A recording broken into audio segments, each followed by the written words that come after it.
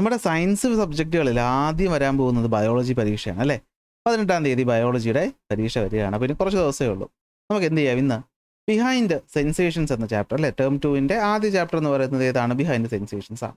വലിയ ചാപ്റ്ററാണ്, നല്ല രീതിയിൽ മാർക്ക് വരാൻ സാധ്യതയുണ്ട് അല്ലേ? വെയിറ്റേജ് അത്യാവശ്യം നല്ല രീതിയിലുള്ള ചാപ്റ്ററാണ് എന്ത്? Behind sensations. അപ്പോൾ നമുക്ക് ആ ചാപ്റ്റർ ഒന്ന് ഓടിച്ച് പഠിച്ചാലോ? വിശദമായി പഠിക്കണമെങ്കിൽ നമ്മൾ ഓൾറെഡി ചാപ്റ്റേഴ്സിൻ്റെ ക്ലാസ്സുകൾ അപ്ലോഡ് ചെയ്തിട്ടുണ്ട്. അപ്പോൾ നമ്മൾ ഇന്ന് അങ്ങനെ വിശദമായിട്ടൊന്നും പറയുന്നില്ല, ഇമ്പോർട്ടൻറ്റ് പോയിന്റുകളൊക്കെ ഒന്ന് ഓടിച്ച് പഠിക്കാനായിട്ട് പോവുകയാണ്. ബിഹൈൻഡ് സെൻസേഷനിൽ ആദ്യം പഠിക്കേണ്ട പോയിന്റ് എന്താണെന്ന് വെച്ച് കഴിഞ്ഞാൽ, സ്റ്റിമുലസ് എന്ന് പറഞ്ഞു കഴിഞ്ഞാൽ എന്താ അല്ലേ? എന്താണ് സ്റ്റിമുലസ് എന്ന് വെച്ച് കഴിഞ്ഞാൽ? Circumstances that lead to response in a living being അല്ലേ? ഒരു ലിവിങ് ബീങ് അല്ലെങ്കിൽ ഒരു ജീവജാലത്തിൽ റെസ്പോൺസ് ഉളവാക്കിപ്പിക്കുന്ന സിറ്റുവേഷനാണ് സ്റ്റിമുലസ് എന്ന് പറയുന്നത്. സ്റ്റിമുലസ് നമ്മൾ സെൻസ് ചെയ്യുന്നത് എന്തിലൂടെയാണ്? നമ്മൾ സെൻസ് ചെയ്യുന്നത് റിസപ്റ്ററുകളിലൂടെയാണ്. എന്താണ് റിസപ്റ്റർ? പ്രത്യേകതരം നെർവ് എൻഡിങ്ങുകളെയാണ് നമ്മൾ എന്ത് വിളിക്കുന്നത്? റിസപ്റ്ററുകൾ എന്ന് വിളിക്കുന്നത്. ദേ ആർ ഓഡിയോ ത്രൂ അല്ലെ, ദേ ആർ എന്താണ്? Specialised cells or nerve endings അല്ലെ? പ്രത്യേകതരം സെല്ലുകളോ അല്ലെങ്കിൽ നെർവ് എൻഡിങ്ങുകളെയോ ആണ് നമ്മൾ എന്ത് വിളിക്കുന്നത്? റിസപ്റ്ററുകൾ എന്ന് വിളിക്കുന്നത്. അപ്പോൾ റിസപ്റ്റർ ആക്ടിവേറ്റ് ആകുമ്പോൾ എന്തുണ്ടാകും? അതായത് ഇപ്പോൾ ഒരു നെർവ് ഇങ്ങനെ ഇരിക്കുകയാണ് അല്ലെ, നമുക്കറിയാം നെർവ് എന്ന് പറയുന്ന ചാർജ് ഉണ്ടാകും, അകത്ത് ഓപ്പോസിറ്റ് ചാർജ് ഉണ്ടാകും. പുറത്തുനിന്ന് എവിടെ നിന്നെങ്കിലും ഒരു സ്റ്റിമുലസ് വരുമ്പോഴത്തേക്ക് എന്ത് പറ്റും? ഈ പറയുന്ന ചാർജ് അകത്തേക്ക് പോകും, ഇവിടെ ഒരു ചാർജ് വ്യത്യാസം ഉണ്ടാകും, അതായത് ഒരു പൊട്ടൻഷ്യൽ ഉണ്ടാകും. അപ്പോൾ റിസപ്റ്റർ ആക്ടിവേറ്റ് ആകുമ്പോൾ ഉണ്ടാകുന്നത് റിസപ്റ്റർ പൊട്ടൻഷ്യൽ. റിസപ്റ്റർ പൊട്ടൻഷ്യലിൻ്റെ കോൺസെൻട്രേഷൻ കൂടുമ്പോൾ അതെന്തായിട്ട് മാറും? ആക്ഷൻ പൊട്ടൻഷ്യലായിട്ട് മാറും. അങ്ങനെ ആക്ഷൻ പൊട്ടൻഷ്യലാണ് എങ്ങോട്ട് പോകുന്നത്? ബ്രെയിനിലോട്ടോ സ്പൈനൽ കോഡിലോട്ടോ പോകുന്നത്. അതുവഴിയാണ് എന്ത് ചെയ്യുന്നത്? നമ്മളൊരു കാര്യം സെൻസ് ചെയ്യുന്നത്. അപ്പോൾ ഏത് തരം റിസപ്റ്ററാണ് പ്രവർത്തിക്കുന്നത് എന്നതിനെ അടിസ്ഥാനപ്പെടുത്തിയിട്ട് ഈ ഇമേജ് വളരെ ഇമ്പോർട്ടൻ്റ് ആണ്. ടെക്സ്റ്റ് ബുക്കിലെ ഇമേജുകളും ഫ്ലോ ചാർട്ടുകളും മറക്കാതെ നോക്കിയിട്ട് പോകണം. അപ്പോൾ റിസപ്റ്റർ തൊടുമ്പോൾ റിസപ്റ്റർ പൊട്ടൻഷ്യൽ അതൊരു കറണ്ടായിട്ട് പോകും. ഈ റിസപ്റ്റർ പൊട്ടൻഷ്യലിൻ്റെ കോൺസെൻട്രേഷൻ കൂടുമ്പോൾ അതെന്തായിട്ട് മാറും? ആക്ഷൻ പൊട്ടൻഷ്യലായിട്ട് മാറും. അത് നേരെ ബ്രെയിനിലോട്ട് പോകും, ബ്രെയിൻ അത് സെൻസ് ചെയ്യും, റെസ്പോണ്ട് ചെയ്യും. അപ്പോൾ ഇനി റിസപ്റ്ററുകൾ ഏത് തരമാണ് അല്ലെങ്കിൽ ഏത് ടൈപ്പ് റിസപ്റ്ററുകളാണ് പ്രവർത്തിച്ചതെന്നതിനെ അടിസ്ഥാനപ്പെടുത്തി നമുക്കിതിനെ സെൻസിനെ രണ്ടായിട്ട് തിരിക്കാം. ഏതൊക്കെയാണ്?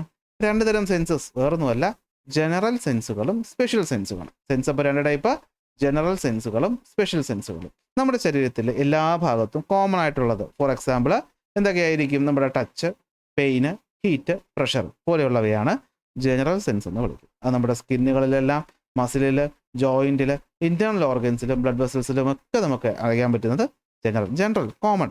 എന്നാൽ ചില ഓർഗനുകളിൽ മാത്രം നോക്കിയേ concentrated only on certain organs help to recognise specific senses ആണെങ്കിൽ നമുക്കത് സ്പെഷ്യൽ സെൻസുകൾ എന്ന് വിളിക്കാം. For example vision, hearing, taste, smell. അപ്പോൾ സ്പെഷ്യൽ എന്ന് വെച്ച് കഴിഞ്ഞാൽ ചില ഓർഗനുകൾക്ക് മാത്രം, കണ്ണിന് മാത്രം കാഴ്ച, കാതിന് മാത്രം കേൾവി, നാവിന് മാത്രം രുചി, അതാണ് സ്പെഷ്യൽ സെൻസുകൾ എന്ന് പറയുന്നത്. അങ്ങനെയുള്ള സെൻസ് ഓർഗനുകൾ നമ്മൾ ആദ്യം പഠിക്കാൻ പോകുന്നത് കണ്ണുകളെപ്പറ്റി. കണ്ണുകളെപ്പറ്റി പറയുമ്പോൾ ഒന്നാമത്തെ പോയിന്റ്, കണ്ണ് എവിടെയാണ് ഇരിക്കുന്നത്? ഐ സോക്കറ്റിൽ. ആരാണ് കണ്ണുകൾ ഐ സോക്കറ്റിൽ പിടിച്ചു വെച്ചേക്കുന്നത്? I muscle. ഐ മസിലിന്റെ ജോലി എന്താണ്? കണ്ണുകളുടെ മൂവ്മെന്റ്, അങ്ങോട്ടും ഇങ്ങോട്ടും ഒക്കെ നോക്കുമ്പോൾ കണ്ണ് ചലിക്കുന്നത് ഐ മസിൽ കാരണമാണ്. അത് ഭയങ്കര ഇമ്പോർട്ടൻ്റ് ആയ ഒരു ഓർഗൻ അല്ലേ? പ്രൊട്ടക്ട് ചെയ്യാൻ ആരൊക്കെയുണ്ട്? നമ്മുടെ ഐബ്രോസ് ഉണ്ട്, കൺപീലി അല്ലെ, ഐബ്രോസ് ഉണ്ട്, പുരികമുണ്ട്, ഐ ലാഷസ് ഉണ്ട്, ഐലിഡ് ഉണ്ട്. 3 ഫിസിക്കൽ ആയിട്ടുള്ള പ്രൊട്ടക്ഷൻ.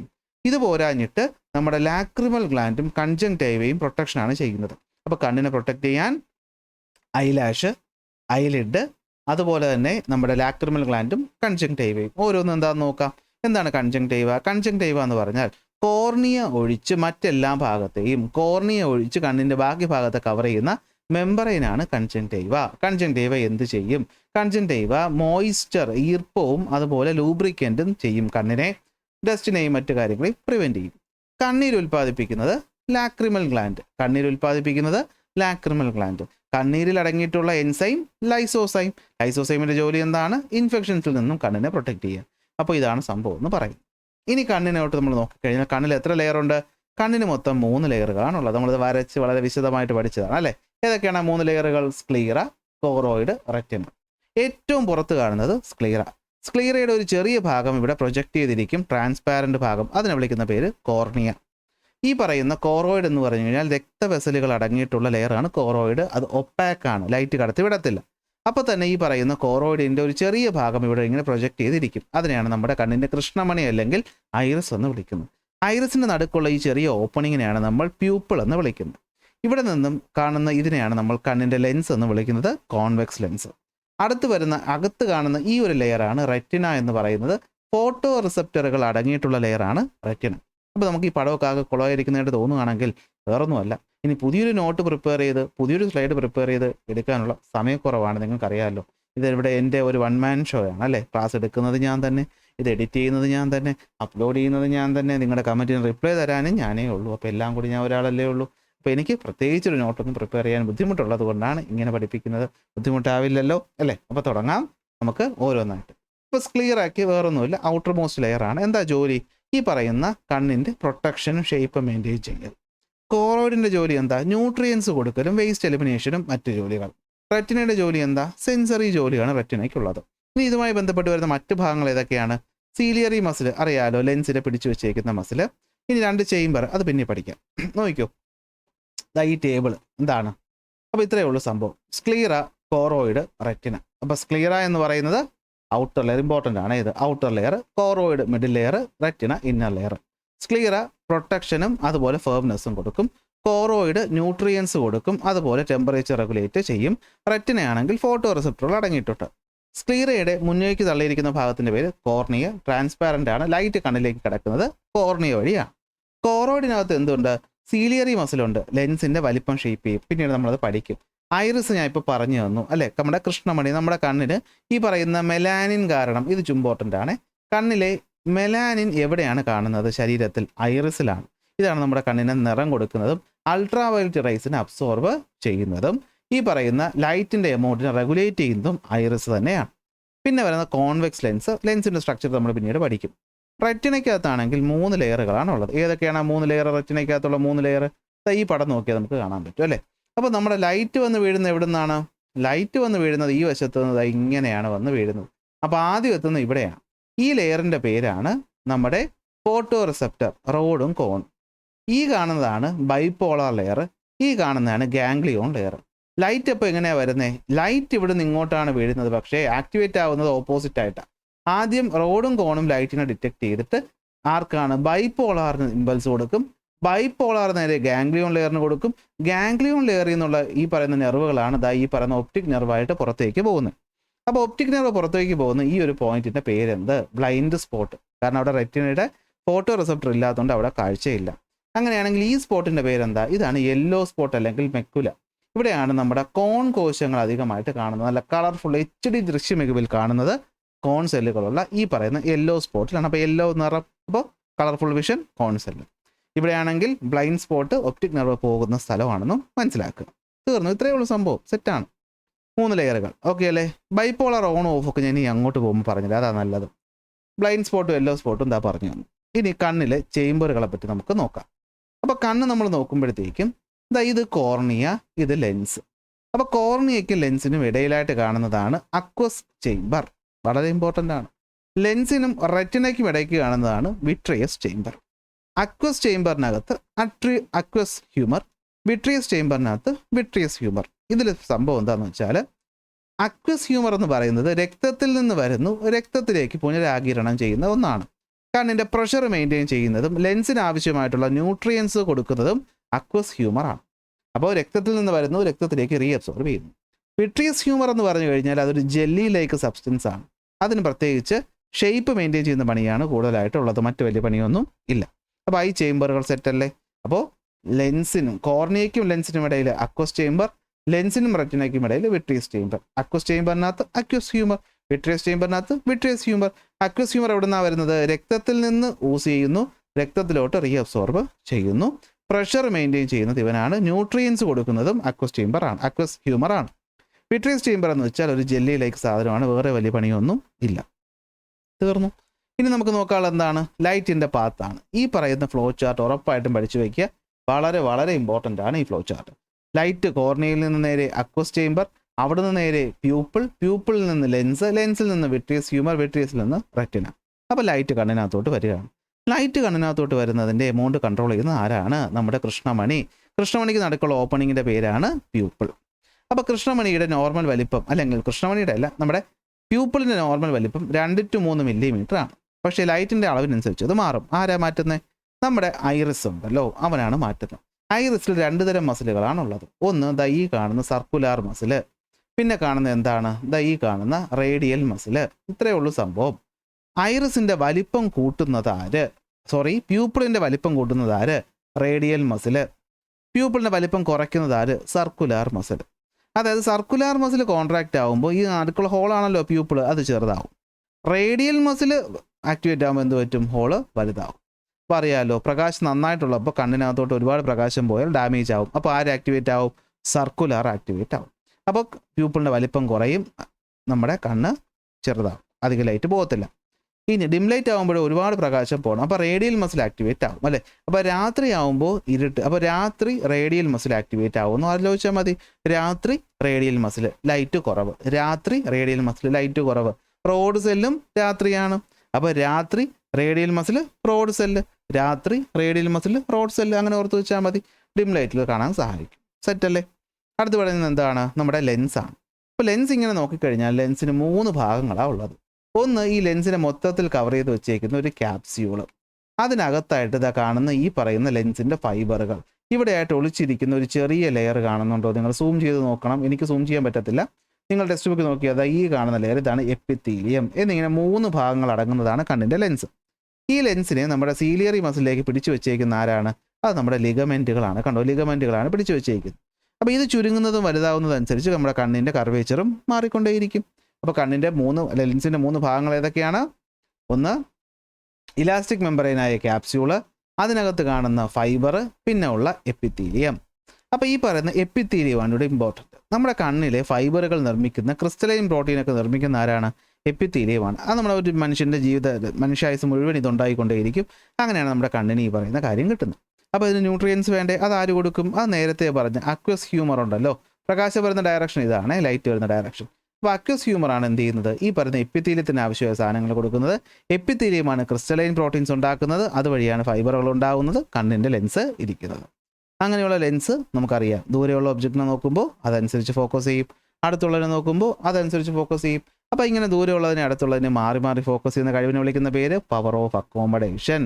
പവർ ഓഫ് അക്കോമഡേഷൻ എന്താണ്? ദൂരെയുള്ളതിനെയും അടുത്തുള്ളതിനെയും ഫോക്കസ് ചെയ്യുന്നത്. അപ്പോൾ എങ്ങനെ പവർ ഓഫ് അക്കോമഡേഷൻ കിട്ടുന്നത്? അതിനാണ് നമ്മൾ ആര് വരുന്നത്? സീലിയറി മസിലും ലിഗമെൻറ്റുകളും വരുന്നത്. ഇവർ കോൺട്രാക്ട് ചെയ്യുന്നതനുസരിച്ചാണ് നമ്മുടെ കണ്ണിൻ്റെ ലെൻസിൻ്റെ കർവേച്ചർ മാറുന്നത്.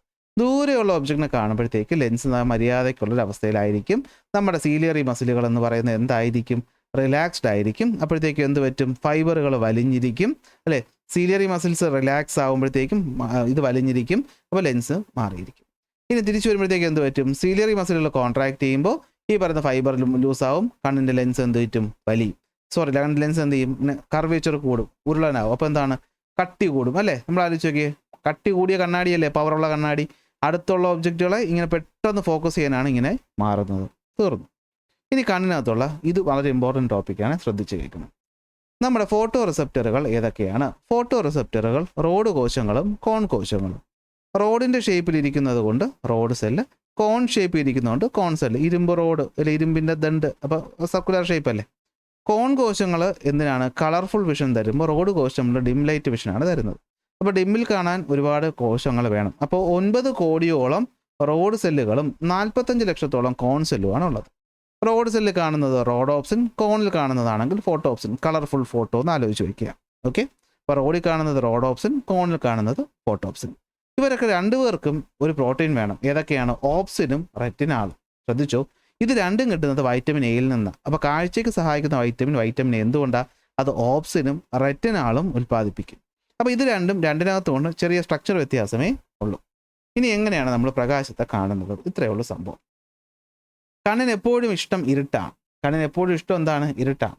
അപ്പോൾ ഇരുട്ടിലാണ് നമ്മൾ നിൽക്കുന്നതെങ്കിൽ നമ്മുടെ കണ്ണിനകത്തുള്ള ഈ പറയുന്ന ഫോട്ടോ റിസപ്റ്റർ ഉണ്ടല്ലോ, റോഡും കോണും, ആരും നോക്കണ്ട, രണ്ടുപേരും ഗ്ലൂട്ടാമേറ്റ് ഉൽപ്പാദിപ്പിക്കും ഇരുട്ടിൽ. ശ്രദ്ധിച്ചോളം, ഇരുട്ടിലിരിക്കുമ്പോൾ ഗ്ലൂട്ടാമേറ്റ് ഉൽപ്പാദിപ്പിക്കും. ഗ്ലൂട്ടാമേറ്റ് നേരെ നമ്മുടെ ബൈപോളർ സെല്ലിലോട്ട് പോകും. ഗ്ലൂട്ടാമേറ്റും ആരുമായിട്ട് ഇഷ്ടത്തിലാണ്? ബൈപോളർ ഓഫുമായിട്ടാണ് ഇഷ്ടം. അപ്പോൾ ഗ്ലൂട്ടാമേറ്റിനെ കണ്ടാൽ അപ്പം ബൈപോളർ ഓഫ് ഓടി വരും. ബൈപോളർ ഓഫ് എന്ന് പറയുമ്പോൾ വാക്കിൽ തന്നെ ഉണ്ട് ഓഫ്, ലൈറ്റ് ഓഫാണ്, ഇരുട്ടാണ്. സോ നമ്മുടെ ബ്രെയിൻ എന്ത് പറ്റും? ഇരുട്ടാണെന്ന് തീരുമാനിക്കും. എപ്പോഴാണോ ഗ്ലൂട്ടാമേറ്റ് നിൽക്കുന്നത്, എപ്പോഴായിരിക്കും? ഫോട്ടോ റിസപ്റ്ററുകൾ ലൈറ്റ് കാണുമ്പോഴത്തേക്കും പിന്നെ ഗ്ലൂട്ടാമേറ്റിനെ ഉൽപ്പാദിപ്പിക്കത്തില്ല. ഗ്ലൂട്ടാമേറ്റ് ഇല്ലെങ്കിൽ ബൈപോളർ ഓഫ് ഇല്ല. അപ്പോൾ ആര് ഓൺ ആവും? ബൈപോളർ ഓൺ ആവും. ഓൺ, ലൈറ്റ് ഓൺ ആണ്. സോ ലൈറ്റ് ഉണ്ടെന്നുള്ള റിസപ്ഷൻ നമ്മുടെ ബ്രെയിനിന് കിട്ടും. ഇത്രയേ ഉള്ളൂ. അപ്പോൾ ഗ്ലൂട്ടാമേറ്റ് എന്ന് പറയുന്ന പ്രോട്ടീൻ ബൈപോളർ ഓഫുമായി ബന്ധപ്പെട്ടിരിക്കുന്നു. ഇരുട്ടത്ത് ഗ്ലൂട്ടാമേറ്റ് ഉണ്ട്, ബൈപോളർ ഓഫാണ്, ഇരുട്ടാണ്. പ്രകാശത്തിന് ഗ്ലൂട്ടാമേറ്റ് ഉൽപ്പാദിപ്പിക്കത്തില്ല, അപ്പോൾ ബൈപോളർ ഓഫ് ഇല്ല, ബൈപോളർ ഓൺ ആവും. അപ്പോൾ ബൈപോളർ ഓൺ ആവുമ്പോൾ ഓൺ, ലൈറ്റ് ഓൺ, പ്രകാശം ഉണ്ടെന്ന് അറിയും. സെറ്റ്. ഇനി എങ്ങനെ നമ്മൾ കളർ കാണുന്നത്? കളർ കാണാനായിട്ട് കോൺ കോശങ്ങളാണ് സഹായിക്കുന്നത്. അപ്പോൾ കോൺ കോശങ്ങൾ 3 തരത്തിലാണുള്ളത്. ഏതൊക്കെയാണ്? ഒന്ന് എസ് കോണ്, മറ്റൊന്ന് ഒന്ന് S cone, M cone, L cone. S എന്ന് വെച്ചാൽ സ്മോൾ വേവ് ലെങ്ത് എന്ന് വെച്ചാൽ നീല നിറം അല്ലെ, വേവ് ലെങ്ത് കുറവ് ബ്ലൂ അല്ലേ. അടുത്ത് എം കോൺ എന്ന് വെച്ചാൽ മീഡിയം, ഏതാണ്? പച്ച നിറം. എൽ എന്ന് വെച്ചാൽ ലാർജ് വേവ് ലെങ്ത്, നമ്മൾ ഫിസിക്സ് പഠിച്ചിട്ടുണ്ട്, ചുവപ്പ് നിറം. അപ്പോൾ ഇത് 3ഉമാണ്. അപ്പോൾ RGB ഇത് തന്നെയാണ് കോൺ കോശങ്ങൾ. അപ്പോൾ ലൈറ്റ് ഇതിൽ എത്ര അളവിൽ സ്റ്റിമുലേറ്റ് ചെയ്യുന്നു അതനുസരിച്ചിട്ടായിരിക്കും ഏത് നിറം നമ്മൾ കാണുന്നുവെന്ന് തീരുമാനിക്കുന്നത് അല്ലേ. ഇവർ 3 പേര് എങ്ങനെ സ്റ്റിമുലേറ്റ് ചെയ്തു? ഫോർ എക്സാമ്പിൾ ഞാൻ പറയുന്നത്, യെല്ലോ കളറാണ് നമ്മൾ കാണുന്നതെങ്കിൽ അവിടെ എന്തായിരിക്കും? ഈ പറയുന്ന റെഡും ഗ്രീനും ഒരു നിശ്ചിത അളവിൽ സ്റ്റിമുലേറ്റ് ചെയ്യുമ്പോൾ നമ്മൾ യെല്ലോ നിറം കാണും, പിടിയിട്ട് കാണുമല്ലോ. ഇതാണ് സംഭവം എന്ന് പറയുന്നത്. ഇനി ഇവർ 3 പേരും ഒരുമിച്ച് ആക്ടിവേറ്റ് ആയാൽ നമ്മൾ കാണുന്ന നിറം വൈറ്റ് ആയിരിക്കും. അത്രയേ ഉള്ളൂ. ഇനി ഇതിന് പ്രശ്നം എന്താ? ഈ പറയുന്ന കോൺ കോശങ്ങൾ ഉൽപ്പാദിപ്പിക്കുന്ന ആരാന്നറിയാവോ? അത് നമ്മുടെ എക്സ് ക്രോമസോമാണ്. അപ്പോൾ അതുകൊണ്ട് കോൺ കോശങ്ങൾ ഇല്ലാതെ വരുന്നൊരവസ്ഥയാണ്, അല്ലെങ്കിൽ ഏതെങ്കിലും ഒന്നിൻ്റെ ഡിഫക്റ്റിന് നമ്മൾ കളർ ബ്ലൈൻഡ്നെസ് എന്ന് പറയും, വർണ്ണ അന്ധത. വർണ്ണ അന്ധത പുരുഷന്മാർക്ക് വരാൻ ചാൻസ് കൂടുതലാണെന്ന് ചോദിക്കും. എന്തുകൊണ്ടാണെന്നറിയാവോ? നമുക്കറിയാം പുരുഷന്മാരെന്ന് വെച്ചാൽ XY, സ്ത്രീയാണെങ്കിൽ XX. അപ്പോൾ എക്സ് കോശങ്ങളാണ് കോൺ കോശങ്ങൾ ഉണ്ടാക്കുന്നത്. അപ്പോൾ ഒരു കോൺ കോശം ഉണ്ടാക്കുന്ന X കംപ്ലൈൻ്റ് ആണെങ്കിലും സ്ത്രീക്ക് മറ്റൊന്നും കൂടെ ഉള്ളതുകൊണ്ട് ചിലപ്പോൾ അത് നേരെ ആയിരിക്കും. പുരുഷന്മാർക്ക് ആകെ ഒരെണ്ണേ ഉള്ളൂ. അപ്പോൾ അത് കംപ്ലൈൻ്റ് ആണെങ്കിൽ പിന്നെ പ്രതീക്ഷിക്കേണ്ട വർണ്ണ അന്ധത കൂടുതൽ പുരുഷന്മാർക്കാണ്. അത്രയേ ഉള്ളൂ. സെറ്റല്ലേ? അപ്പോൾ CR7 പിഗ്മെൻറ്റ് ഞാൻ അന്ന് പഠിപ്പിച്ചപ്പോൾ പറഞ്ഞു തന്നല്ലേ, CR7 നമ്മുടെ റൊണാൾഡോ. അപ്പോൾ അതാണ് സംഭവം എന്ന് പറയും. ഓക്കെ അല്ലേ? അപ്പോൾ ഇത്രയേ ഉള്ളൂ സംഭവം എന്ന് പറയും. അപ്പോൾ ഇനി നമ്മുടെ 2 കണ്ണുകൾ എന്തിനാ മനുഷ്യൻ ഒന്ന് പോരെ? അപ്പോൾ 2 കണ്ണുകൾ നമുക്കുള്ളത് എന്തിനാന്ന് വെച്ച് കഴിഞ്ഞാൽ ബൈനോക്കുലർ ഫ്യൂഷനിലൂടെ ബൈനോക്കുലർ വിഷൻ കിട്ടാൻ വേണ്ടിയിട്ടാണ്. അതായത് നമുക്കൊരു ഒബ്ജക്റ്റിനെ കാണുമ്പോൾ അതിൻ്റെ 3D ഷേപ്പ് മനസ്സിലാക്കണമെങ്കിൽ നമുക്ക് 2 കണ്ണുകളിൽ നിന്ന് 2 വ്യത്യസ്തമായ ആംഗിളുകളിൽ നിന്നുള്ള ഇമേജ് കിട്ടും. ഈ 2 ഇമേജിനെയും നമ്മുടെ വിഷ്വൽ കോർട്ടെക്സ് ഒരുമിച്ച് പ്രോസസ്സ് ചെയ്യുമ്പോൾ നമുക്കൊരു 3D ഇമേജ് കിട്ടും. അതിനെയാണ് ബൈനോക്കുലർ ഫ്യൂഷൻ എന്ന് പറയുന്നത്. ഈ ബൈനോക്കുലർ ഫ്യൂഷൻ ഉള്ളത് കൊണ്ടാണ് നമുക്ക് 3D വിഷനിലൂടെ നമുക്ക് ഞാൻ കാണിച്ചു തന്നില്ല, അടപ്പ് വെച്ചിട്ട് നമ്മൾ അടയ്ക്കുന്ന പരിപാടിയൊക്കെ അതൊക്കെ പറ്റുന്നത്. സെറ്റല്ലേ? അപ്പോൾ ഇതാണ് ഇവിടെ. സെറ്റല്ലേ? വേറൊന്നുമില്ല. ഇനി കണ്ണിൻ്റെ ഡിസീസുകൾ. Short sight, long sight, astigmatism നിങ്ങൾക്ക് അറിയാവുന്ന കാര്യങ്ങളാണ് അല്ലേ. ഷോർട്ട് സൈറ്റ് എന്ന് വെച്ചാൽ ദൂരെയുള്ളത് കാണാൻ പറ്റത്തില്ല, അത് നേരെയാക്കാൻ നമ്മൾ കോൺകേവ് ലെൻസ്. ലോങ് സൈറ്റ് എന്ന് വെച്ചാൽ അടുത്തുള്ളത് കാണാൻ പറ്റത്തില്ല, നമ്മൾ ഏത് ഉപയോഗിക്കും? കോൺവെക്സ് ഉപയോഗിക്കും. അസ്റ്റിഗ്മാറ്റിസം എന്ന് വെച്ച് കഴിഞ്ഞാൽ ലെൻസിൻ്റെ കർവേച്ചറിലുണ്ടാകുന്ന തകരാറാണ്, സിലിണ്ടറിക്കൽ ലെൻസ് ഉപയോഗിക്കും. കാറ്ററാക്ട് എന്നാൽ തിമിരം, കണ്ണിൻ്റെ ലെൻസ് എന്ന് പറയുന്നത് ഒപ്പാക്കായിട്ട് മാറുന്ന അവസ്ഥ, സർജറിയേ ഉള്ളൂ. ഗ്ലൂക്കോമ എന്ന് പറഞ്ഞു കഴിഞ്ഞാൽ എന്താണ്? നമ്മുടെ ഈ പറയുന്ന അക്വസ് ദ്രവം റീഅബ്സോർവ് ചെയ്യാതെ വരുമ്പോൾ പ്രഷർ വ്യത്യാസം കാരണം ഒപ്റ്റിക് നെർവ് ഡാമേജ് ആവുന്നത് ഗ്ലൂക്കോമ. കൺജങ്ക്റ്റിവൈറ്റീസ് എന്ന് വെച്ച് കഴിഞ്ഞാൽ കൺജങ്ക്റ്റിവയിൽ ഉണ്ടാകുന്ന അണുബാധ. ഡയബറ്റിക് റെറ്റിനോപ്പതി എന്ന് പറഞ്ഞു കഴിഞ്ഞാൽ അൺകൺട്രോൾഡ് ഡയബറ്റീസ് കാരണം ഉണ്ടാകുന്നു. നൈറ്റ് ബ്ലൈൻഡ്നസ് എന്ന് പറഞ്ഞു കഴിഞ്ഞാൽ നമ്മൾ നേരത്തെ പറഞ്ഞ വൈറ്റമിൻ എയുടെ ഡെഫിഷ്യൻസി കാരണം റോഡ് സെല്ലുകളുടെ അളവിൽ കുറവ് വരുമ്പോഴത്തേക്കും ഇരുട്ടത്ത് കാണാൻ പറ്റാത്ത അവസ്ഥ. സെറോപ്താൽമിയ എന്ന് പറഞ്ഞു കഴിഞ്ഞാൽ വൈറ്റമിൻ എയുടെ ഡെഫിഷ്യൻസി കാരണം നമ്മുടെ കോർണിയ ഒപ്പാക്കാകുന്ന അവസ്ഥ. ഇതാണ് ഡിസീസ്. ഇനി ഇവിടെ ഇമ്പോർട്ടൻ്റ് ആയിട്ട് പഠിക്കാനുള്ളത് എന്താണെന്ന് വെച്ച് കഴിഞ്ഞാൽ കണ്ണിൻ്റെ പ്രൊട്ടക്ഷനും കാര്യങ്ങളൊക്കെ നിങ്ങൾക്ക് പഠിച്ചു വെക്കാന്നുള്ളതേ ഉള്ളൂ. നമ്മുടെ സ്നെല്ലൻസ് ചാർട്ട്, വിഷൻ ടെസ്റ്റ് ചെയ്യാൻ ഉപയോഗിക്കുന്ന ചാർട്ടിൻ്റെ പേര് സ്നെല്ലൻസ് ചാർട്ട്. മറ്റുപകരണങ്ങൾ ഏതൊക്കെ? മറ്റുപകരണങ്ങൾ ഇതിനകത്ത് വരുന്നതാണ് റെറ്റിനോസ്കോപ്പ്, ഇഷിഹാര പ്ലേറ്റ്, ടോണോമീറ്റർ, കണ്ണിൻ്റെ പ്രൊട്ടക്ഷന്. അപ്പോൾ സ്നെല്ലൻസ് ചാർട്ടിനകത്ത് അക്ഷരങ്ങൾ പല അളവിൽ എഴുതിയിട്ടുണ്ടാകും. അത് നമ്മൾ നിശ്ചിത ദൂരത്തിൽ നിന്ന് മാറി നിന്നിട്ടായിരിക്കും നമ്മൾ വായിക്കുന്നത്. ആ ദൂരം കറക്റ്റ് ആകുമ്പോഴത്തേക്ക് അതനുസരിച്ച് നമ്മുടെ വിഷൻ 6/6 കിട്ടിയാൽ പെർഫെക്റ്റ് വിഷൻ, അല്ലെങ്കിൽ മാറി വരും ഫ്രാക്ഷൻ. സെറ്റല്ലേ? ഇനി കേൾവി നമുക്ക് തരുന്നത് കാതുകൾ. കാതിൻ്റെ സ്ട്രക്ചറാണ് ഈ കാണുന്നത്. ചെവിയെ നമുക്ക് 3ആയിട്ട് ഡിവൈഡ് ചെയ്യാം. കാതിൻ്റെ ജോലി എന്താ? ചെവിയുടെ ജോലി എന്താ? ഒന്ന് നമ്മൾ ശബ്ദം കേൾക്കുക, മറ്റൊന്ന് ബോഡി ബാലൻസ് മെയിൻറ്റെയിൻ ചെയ്യുക. 2 ജോലികളാണ് ഇയറിനുള്ളത്. ഏതൊക്കെയാണ്? ഹിയറിങ്ങും അതുപോലെ തന്നെ എന്താണ്? ബോഡി ബാലൻസും. അപ്പോൾ ഹിയറിങ്ങിനകത്തുള്ള നമുക്ക് നോക്കാം. അപ്പോൾ കാതിനെ നമുക്ക്, അല്ലെങ്കിൽ ഇയറിനെ നമുക്ക് 3ആയി തിരിക്കാം. Outer ear, middle ear, inner ear. ടിംബാനത്ത് തൊട്ട് ഇപ്പുറത്തോട്ടുള്ളതാണ് ഇത് ഔട്ടർ ഇയർ എന്ന് പറയുന്നത്. അതിനകത്ത് പിന്നെ വരും ഓഡിറ്ററി കനാൽ വരും, അതുപോലെ ടിംബാനവും ഉൾപ്പെടും. 2ൻ്റെ ഒരു ബൗണ്ടറിയാണ് ടിംബാനോ എന്ന് പറയുന്നത്. മിഡിൽ ഇയറിൽ ടിംബാനവും പിന്നെ വരുന്ന ഈ 3 എല്ലുകൾ നമ്മളതിന് ഇയർ ഓസിക്കിൾ എന്ന് വിളിക്കും. ഇന്നർ ഇയറിനകത്ത് വരുന്നത് 2 സാധനങ്ങളാണ്. ഒന്ന് ഈ പറയുന്ന സ്നെയിൽ പോലെ ഇരിക്കുന്ന കോക്ലിയ, പിന്നെ ഈ കാണുന്ന സെമി സർക്കുലാർ കനാലും ഈ കാണുന്ന വെസ്റ്റിബ്യൂളും. പിന്നെ ഇവിടുന്ന് വരുന്ന നെർവാണെന്ത്? വെസ്റ്റിബുലാർ നെർവ് എന്ന് പറയും. ഇത്രയാണ് നമ്മുടെ ഇന്നർ ഇയറിനകത്ത് വരുന്നത്. അപ്പോൾ നമുക്കതിൽ ആദ്യം നോക്കാം ഔട്ടർ ഇയർ. ഔട്ടർ ഇയറിൽ വരുന്നതാണ് ഏതൊക്കെ? ഒന്ന് പിന്ന, സൗണ്ടിനെ അകത്തേക്ക് എത്തിക്കുന്നു പിന്ന. അടുത്ത് ഓഡിറ്ററി കനാലിൻ്റെ ജോലി, ഈ പറയുന്ന എക്സ്റ്റേണൽ ഫോറിൻ ഒബ്ജക്റ്റുകൾ ചെവിയിലേക്ക് വരാതെ തടഞ്ഞു നിർത്തുന്നു. അതിനെ അവിടെ സഹായിക്കുന്ന രണ്ടാൾക്കാരാണ് ഇയർ വാക്സും സെബവും. അതായത് നമ്മുടെ ഇയർ വാക്സും പിന്നെ ഒരു വെള്ളം പോലെ ഈർപ്പം പോലെ തോന്നുന്ന ഒരു ദ്രവം ഉണ്ടാവില്ല, അതാണ് സെബോ എന്ന് പറയുന്നത്. ഇത് രണ്ടും എന്ത് പറ്റും? ഡിസ്ഇൻഫെക്റ്റൻ്റ് പ്രോപ്പർട്ടീസ് ഉണ്ട്, നമ്മുടെ ഇതിനെ ഇല്ലാതാക്കും, അണുക്കളോ പൊടികളോ ഒക്കെ വരും. ഇനി അവിടെ ഹെയർ ഉണ്ട്, പൊടികളെ ഹെയർ തടയും, അണുക്കളെയും അല്ലെങ്കിൽ മറ്റ് ജീവികളെയും ഇയർ വാക്സും സെബവും തടഞ്ഞ് നിർത്തും. പിന്നെ വരുന്ന ഒരു മെമ്പറൈൻ ലെയറാണ് ടിംബാനം എന്ന് പറയുന്നത്. 9 to 10 മില്ലിമീറ്ററും 0.1 തിക്നെസ്സുമാണ് ഇതിനുള്ളത്. ശബ്ദതരംഗങ്ങൾ വന്ന് തട്ടുന്നത് ടിംബാനത്തിലാണ്. ഡ്രംസിൽ തട്ടുന്ന പോലെ ടിംബാനം വൈബ്രേറ്റ് ചെയ്യും. അപ്പോൾ ഔട്ടർ ഇയർ കഴിഞ്ഞു. ടിംബാനം വൈബ്രേറ്റ് ചെയ്യിപ്പിക്കുമ്പോൾ ആര് വൈബ്രേറ്റ് ആവും? നമ്മുടെ ഇയർ ഓസിക്കിൾ വൈബ്രേറ്റ് ആവും. ആരൊക്കെയുണ്ട്? മാലിയസ് ഉണ്ട്, ഇൻകസ് ഉണ്ട്, സ്റ്റേപ്പിസ് ഉണ്ട്. മാലിയസ്, ഇൻകസ്, സ്റ്റേപ്പിസ് ഇവർ വൈബ്രേറ്റ് ചെയ്യും. ഇവരെന്തിനാണ് വൈബ്രേറ്റ് ചെയ്യുന്നത്? സംഭവം ഇത്രയേ ഉള്ളൂ. എയറിലൂടെ വരുന്ന ശബ്ദതരംഗങ്ങളാണ് ടിംബാനത്തിൽ തട്ടുന്നത്. എന്നാൽ ഈ പറയുന്ന കോക്ലിയക്കകത്തുള്ളതാണെങ്കിൽ ഒരു ഫ്ലൂയിഡാണ്. അപ്പോൾ എയറിൽ വൈബ്രേറ്റ് ചെയ്യുന്ന ഫ്രീക്വൻസിയും കൊണ്ട് ഫ്ലൂയിഡിനെ വൈബ്രേറ്റ് ചെയ്യിപ്പിക്കാൻ നോക്കിയാൽ പറ്റത്തില്ല. അപ്പോൾ ഇവിടെ വെച്ച് ശബ്ദതരംഗങ്ങളെ എന്ത് ചെയ്യണം? ആംപ്ലിഫൈ ചെയ്യണം, അതിൻ്റെ എനർജി കൂട്ടണം. ഈ പറയുന്ന മാലിയസും ഇൻകസും സ്റ്റേപ്പിസും അടങ്ങുന്ന ഇയർ ഓസിക്കിളുകൾ എന്താ ചെയ്യുന്നത്? ഇതിൻ്റെ ഇൻറ്റൻസിറ്റി കൂട്ടുകയാണ് ചെയ്യുന്നത്. പിന്നെ ഇവിടെ വരുന്ന മറ്റൊന്നാണ് യൂസ്റ്റേഷ്യൻ കനാൽ. ഒരു പൈപ്പ് നമ്മുടെ ട്രക്കിയയിൽ നമ്മുടെ തൊണ്ടയിലോട്ട് വന്ന് കണക്ട് ചെയ്തിരിക്കും. ഓക്കെ, ട്രക്കിയിലോട്ടല്ല, തൊണ്ടയിലോട്ട് വന്ന് കണക്ട് ചെയ്തിരിക്കും. എന്താ ജോലി? ഒരു 4 സെൻറ്റിമീറ്ററോളം നീളം വരുന്ന ഒരു പൈപ്പാണ് നമ്മുടെ യൂസ്റ്റേഷ്യൻ കനാൽ. നമ്മുടെ ഫാരിങ്സുമായിട്ട് മിഡിൽ ഇയറിനെ കണക്ട് ചെയ്തിട്ടുണ്ട്. ജോലി ഇത്രയേ ഉള്ളൂ. ടിംബാനത്തിൻ്റെ അപ്പുറത്തും ഇപ്പുറത്തുമുള്ള പ്രഷറിനെ മെയിൻറ്റെയിൻ ചെയ്യുക എന്നുള്ളതാണ് പ്രധാനപ്പെട്ട ജോലി. പ്രഷർ മെയിൻറ്റെയിൻ ചെയ്യുക, അതുപോലെ മ്യൂക്കസ് മറ്റ് സാധനങ്ങളും ഉണ്ടെങ്കിൽ അത് ഒഴുകി പോകാനുള്ളൊരു പാത്തായിട്ട് ആക്ട് ചെയ്യുക. നമ്മുടെ കോക്ലിയയിൽ നിന്ന് വരുന്ന വൈബ്രേഷൻസ് തിരിച്ചു വന്ന് തീരുന്നതും ഈ ഒരു ഭാഗത്തോട്ടാണ്. അപ്പോൾ ഒരു എയർ പാസേജ് ഇവിടെ വേണം, അത്രയേ ഉള്ളൂ യൂസ്റ്റേഷ്യൻ കനാൽ. പിന്നെ വരുന്നതാണ് നമ്മുടെ കോക്ലിയ. കേൾവിക്ക് സഹായിക്കുന്ന ചെവിയുടെ ഭാഗമാണ് ഏതെന്ന് പറയുന്നത്? കോക്ലിയ എന്ന് പറയുന്നത്. ഓക്കെ, അപ്പോൾ കേൾവിക്ക് സഹായിക്കുന്ന ചെവിയുടെ ഭാഗമാണ് എന്തെന്ന് പറയുന്നത്? കോക്ലിയ എന്ന് പറയുന്നത്. അപ്പോൾ ഈ കോക്ലിയ എന്താ ചെയ്യുന്നതെന്ന് വെച്ച് കഴിഞ്ഞാൽ ഇത്രയേ ഉള്ളൂ. കോക്ലിയ നമ്മളിങ്ങനെ നോക്കിക്കഴിഞ്ഞാൽ ഇവിടെ ഒരു 3 ചേംബർ ഉണ്ടാവും. ഓക്കെ, എന്തുണ്ടാവും? 3 ചേംബർ ഉണ്ടാവും. ഇത് അപ്പർ ചേംബർ, ഇത് മിഡിൽ ചേംബർ, ഇത് ലോവർ ചേംബർ. ഈ അപ്പർ ചേംബറിലും മിഡിൽ ചേംബറിലും ഒരു ഫ്ലൂയിഡ് ഫില്ല് ചെയ്തിരിക്കുകയാണ്. അതിൻ്റെ പേരാണ് പെരിലിംബ്. ഓക്കെ, ഈ നടുക്കുള്ളതിനകത്താണ് ഇരിക്കുന്ന ഫ്ലൂയിഡിൻ്റെ പേരാണ് എൻഡോലിംബ്. ഈ പറയുന്ന മിഡിൽ ചേംബറിനും ലോവർ ചേംബറിനും ഇടയിലായിട്ട് ഈ ഭാഗത്തായിട്ട് ഒരു ഭാഗമുണ്ട്. അതിൻ്റെ പേര് ബേസിലാർ മെമ്പറൈൻ ആണ്. അതിൻ്റെ മുകളിലായിട്ട് ഒരു ഓർഗൻ ഉണ്ട്. അതിൻ്റെ പേരാണ് ഓർഗൻ ഓഫ് കോർട്ടി. അപ്പോൾ ശബ്ദതരംഗങ്ങൾ എന്ത് ചെയ്യും? വന്ന് ഈ പറയുന്ന ഓവൽ വിൻഡോയിൽ തട്ടും. ഓവൽ വിൻഡോയിലൂടെ പെരിലിംബ് വൈബ്രേറ്റ് ചെയ്യും. അതുവഴി ലോവർ നമ്മുടെ ഈ പറയുന്ന പെരിലിംബും ലോവർ ചേംബറും വൈബ്രേറ്റ് ചെയ്യും. അത് ആ രണ്ടിടവും വൈബ്രേറ്റ് ചെയ്യുന്നതനുസരിച്ച് മിഡിലിനകത്തുള്ള എൻഡോലിംബ് വൈബ്രേറ്റ് ചെയ്യും. എൻഡോലിംബ് ഓർഗൻ ഓഫ് കോർട്ടിയെ വൈബ്രേറ്റ് ചെയ്യും. അപ്പോൾ ഈ ഓർഗൻ ഓഫ് കോർട്ടി നമ്മൾ നോക്കിക്കഴിഞ്ഞാൽ ഇതാ കാണുന്നതാണ് ഓർഗൻ ഓഫ് കോർട്ടി. കണ്ടോ?